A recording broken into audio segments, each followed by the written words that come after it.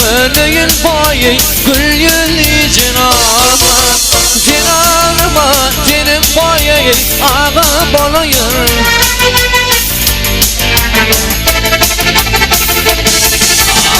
Onun için kıynalarıma kıvarey Kınalama senin boyu ağan bolayır Ağan bolayır Ağam bana yönelik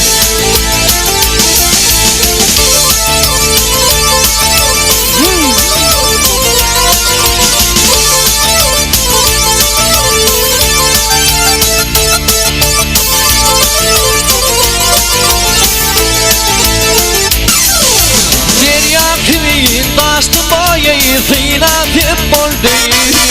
Satranç oynanan barkene Pirler kim oldu Gele kim oldu Ölüm ak buyruğu yanar Yanar Can Namatin oldu Sen ağlama Senin boyu ağam oluyor Ağam oluyor Ağam oluyor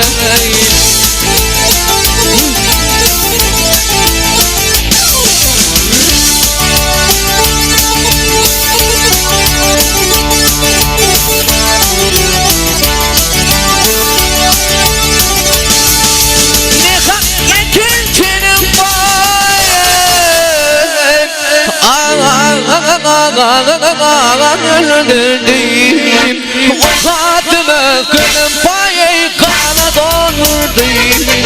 Yaşa doldurdum Düşman edip altın yar Can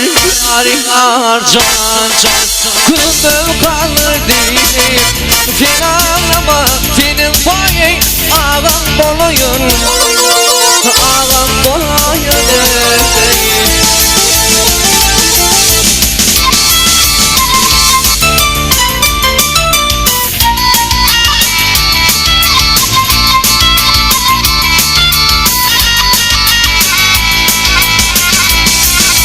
Körüğlü değil algın boyu Benine canımı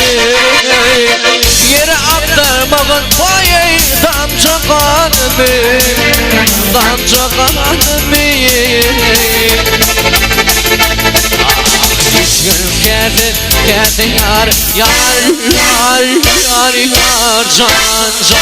Kırma kanımı Ağlama ay soldan boyu Ağam oluyor Ağam oluyor Ağam oluyor Hiç gönlüm geldi yar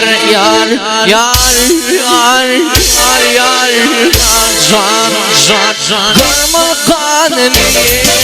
Sen ağlama senin boyu Ağam oluyor Ağam oluyor Ağam oluyor Ha Ha